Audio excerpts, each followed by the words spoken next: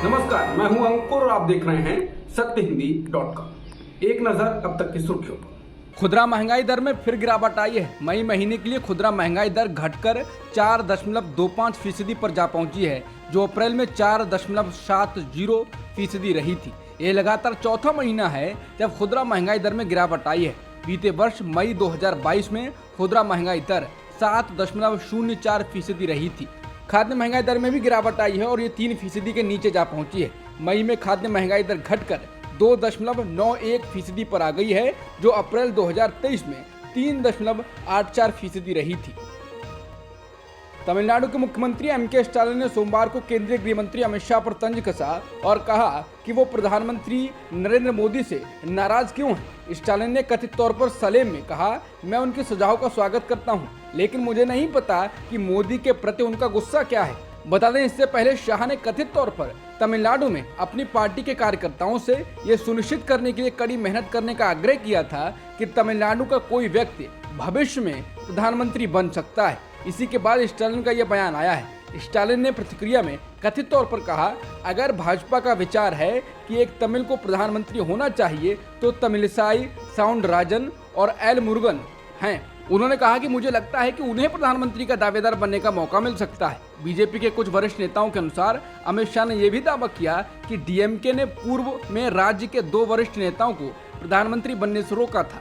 हालांकि रिपोर्ट में कहा गया है कि एम.के. स्टालिन ने शाह को अपना बयान सार्वजनिक करने की चुनौती दी ताकि डीएमके एक विस्तृत स्पष्टीकरण दे सके। केंद्रीय गृह मंत्री अमित शाह ने रविवार को भविष्य में किसी तमिल को प्रधानमंत्री बनाने की वकालत की। पार्टी सूत्रों के अनुसार मीडिया में ये रिपोर्ट चल रही है।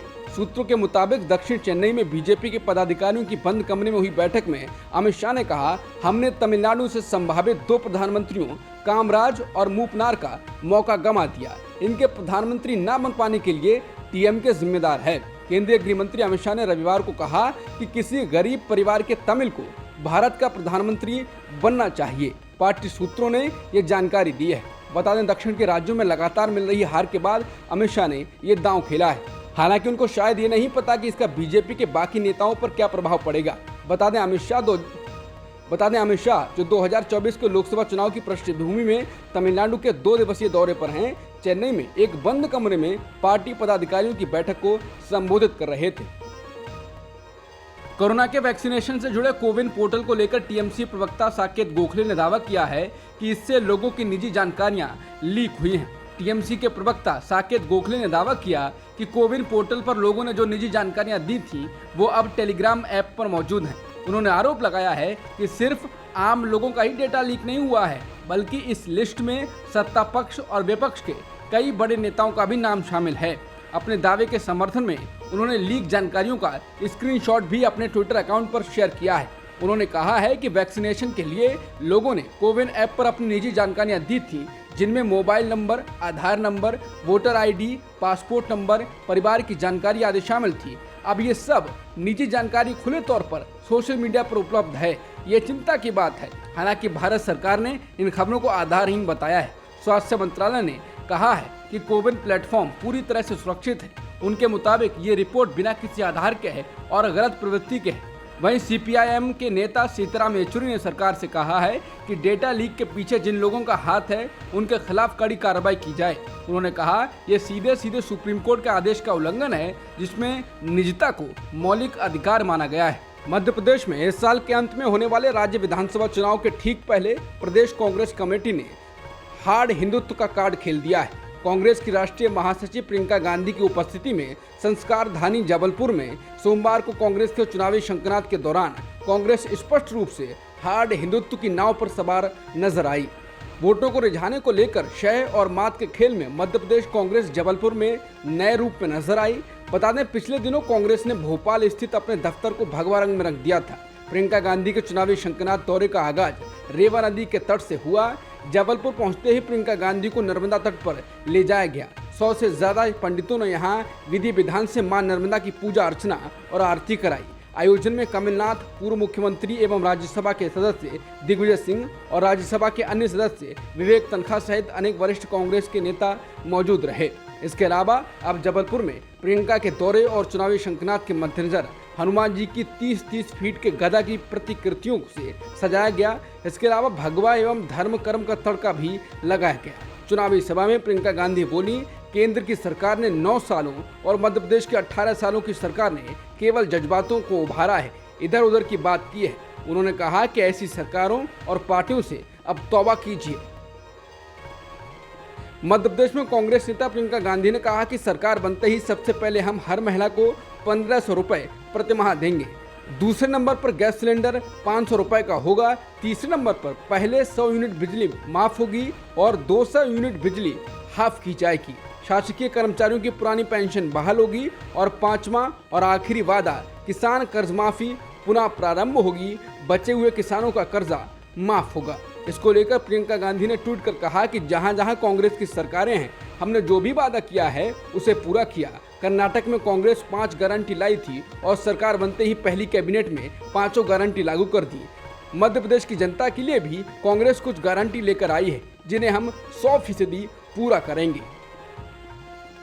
प्रियंका गांधी ने मध्य प्रदेश में जबलपुर में सभा को संबोधित करते हुए कहा कि आपके साथ पिछले 18 साल से गलत हो रहा है, आपका इस्तेमाल हुआ, आपका शोषण हो रहा है। प्रियंका ने कहा कि 2018 में आप लोगों ने कांग्रेस की सरकार को चुना, लेकिन धन बल से जनादेश को कुचल दिया गया। 2018 में आपने हमारी सरकार बनाई थी, लेकिन जोड़ तोड़ और पैसे से भाजपा के लोगों ने हमारी सरकार तोड़ी और अपनी बना ली। उन्होंने नाम लिए बिना केंद्रीय मंत्री ज्योतिरादित्य सिंधिया पर निशाना साधते हुए कहा कि अफसोस की बात है कि हमारे कुछ नेता पैसों के लिए छोड़कर चले गए। इसके अलावा उन्होंने कहा कि आपका कुछ फायदा होता तो समझ में आता। प्रियंका ने कहा कि इन्होंने महाकाल को नहीं छोड़ा, हवा से मूर्तियां उड़ रही हैं, इन्होंने भगवान को भी नहीं छोड़ा है। राज्य में तकरीबन हर महीने एक नया घोटाला हो रहा है। 225 महीनों की सरकार में इन्होंने 220 घोटाले किए हैं। मैं आपसे यहाँ वोट मांगने नहीं आई हूँ, मैं आपसे जागरूकता मांगने आई हूँ। आपके पास 6 महीने हैं। कांग्रेस की राष्ट्रीय महासचिव प्रियंका गांधी मध्य प्रदेश के जबलपुर दौरे पर हैं। ऐसे में केंद्रीय मंत्री अनुराग ठाकुर ने कांग्रेस पर जमकर निशाना साधा है। उन्होंने कहा कि राहुल गांधी ने 2018 में मध्य प्रदेश में जो वादे किए थे वो पूरे नहीं किए गए हैं। अनुराग ठाकुर ने कहा कि राहुल गांधी मध्य प्रदेश में मुंह दिखाने लायक नहीं है, तो उन्होंने अब अपनी बहन को भेजा है। कांग्रेस पर हमला करते हुए अनुराग ठाकुर ने कहा कि हिमाचल प्रदेश में आज से 6 महीने पहले कांग्रेस ने कहा था कि 2 रुपए किलो गोबर, 100 रुपए किलो दूध खरीदेंगे, 300 यूनिट बिजली मुफ्त देंगे और 1500 रुपए बहनों के खाते में आ जाएंगे। उन्होंने कहा कि मेरे बहनों के खाते में 1500 रुपए आ गए क्या 2 रुपए किलो गोबर खरीदा गया है? क्या 100 रुपए किलो दूध खरीदा गया है? क्या आपके बिजली के बिल माफ हो गए हैं? जब कांग्रेस ही आए तो गोबर बचा के रखो, आपको पता है कि क्या करना है। भारतीय जनता पार्टी के अध्यक्ष जेपी नड्डा ने हिमाचल प्रदेश की एक रैली में कांग्रेस को मां, बेटा और बेटी की पार्टी बताते हुए आरोप लगाया कि विपक्ष की सभी पार्टियां सत्ता के लिए किसी भी तरह का समझौता करने को तैयार हैं। उन्होंने कहा कि बीजेपी देश में अकेली पार्टी है जो विचारों पर चलने वाली पार्टी है, बाकी सभी पार्टियां विचार शून्य हो चुकी हैं। सत्ता के लिए, कुर्सी के लिए किसी भी किस्म का समझौता करने के लिए तत्पर हैं। बता दें, विपक्ष पटना में 23 जून को एक मीटिंग करने जा रहा है। बिहार के मुख्यमंत्री नीतीश कुमार ने इसकी पहल की है। इस बैठक में कांग्रेस, टीएमसी, एनसीपी, आम आदमी पार्टी समेत कई पार्टियों के नेता हिस्सा लेंगे। इसके साथ ही नड्डा ने कहा कि अन्य पार्टियों की तरह कांग्रेस भी अब मां, बेटा और बेटी की पार्टी रह गई है। सूरजमुखी के लिए एमएसपी की मांग को लेकर किसानों ने सोमवार को यहां पिपली के पास NH44 पर जाम लगा दिया। ये राष्ट्रीय राजमार्ग जम्मू कश्मीर, पंजाब, हिमाचल, हरियाणा को दिल्ली से जोड़ता है। बता दें, एमएसपी पर सूरजमुखी की खरीद सुनिश्चित नहीं होने पर किसानों ने आंदोलन शुरू करने और सड़कों पर उतरने की धमकी दी थी। हरियाणा, पंजाब, यूपी और अन्य पड़ोसी राज्यों के किसान नेता एमएसपी दिलाओ, किसान बचाओ महापंचायत के लिए कुरुक्षेत्र की पिपली अनाज मंडी में एकत्र हुए। महापंचायत में पहलवान बजरंग पूनिया और किसान नेता राकेश टिकैत भी शामिल हुए। टिकैत ने कहा कि सरकार राष्ट्रीय राजमार्ग अवरुद्ध करने के आरोप में गिरफ्तार किए गए किसान नेताओं गुरनाम सिंह चढ़ूनी समेत सभी को रिहा करे और एमएसपी पर खरीद सुनिश्चित करे, नहीं तो पूरे देश में प्रदर्शन किए जाएंगे।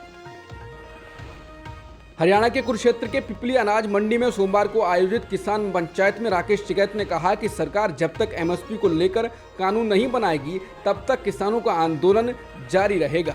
उन्होंने कहा कि हरियाणा में जो घटना घटी उसे लेकर पूरे देश के किसान एक हैं। उन्होंने कहा कि किसानों के झंडे अलग हो सकते हैं, विचार अलग हो सकते हैं, लेकिन हम एक हैं। जब भी किसी भी मुसीबत में आएंगे हम साथ रहेंगे। किसानों को समर्थन देने पहुंचे पहलवान बजरंग पूनिया ने कहा कि वो किसानों के साथ खड़े हैं। उन्होंने कहा कि हम अपना समर्थन देने आए हैं, हम भी किसान परिवार से हैं, जो हमारे किसान भाई रोड पर खड़े हैं हम उनके साथ खड़े हैं। जब कथित यौन उत्पीड़न के आरोपों को लेकर भारतीय कुश्ती महासंघ के अध्यक्ष और भाजपा सांसद ब्रजभूषण शरण सिंह के खिलाफ पहली बार विरोध शुरू हुआ तो इसे हरियाणा के पहलवानों तक ही सीमित एक मुद्दा बना गया। हालांकि पहलवान राज्य के अधिकांश जाट समुदाय से थे, लेकिन तब बीजेपी चिंतित नहीं थी। वो राज्य में गैर जाट निर्वाचन क्षेत्र बनाने में कामयाब रही है। हरियाणा में अगले साल ही विधानसभा चुनाव हैं। इंडियन एक्सप्रेस के अनुसार हालांकि अब चीजें बदली हैं। राज्य और केंद्र की भाजपा सरकार पर कार्रवाई करने का दबाव बढ़ा है।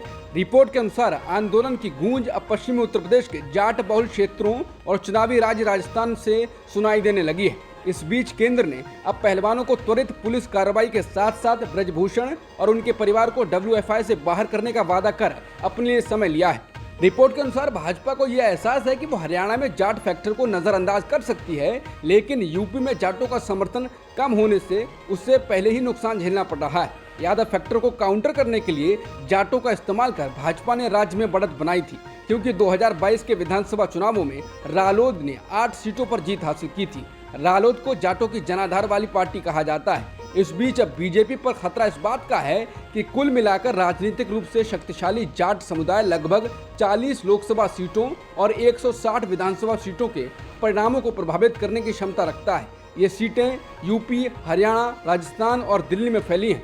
कहीं इन पर उसको नुकसान ना हो जाए, इसलिए बीजेपी की चिंता तो बड़ी है। हालांकि ब्रजभूषण पर अभी तक कोई कार्रवाई नहीं की गई है, ये सवाल खड़ा करता है। अब तक की खबरों में इतना ही। बाकी खबरों के लिए बने रहिए सत्यहिंदी.com के साथ।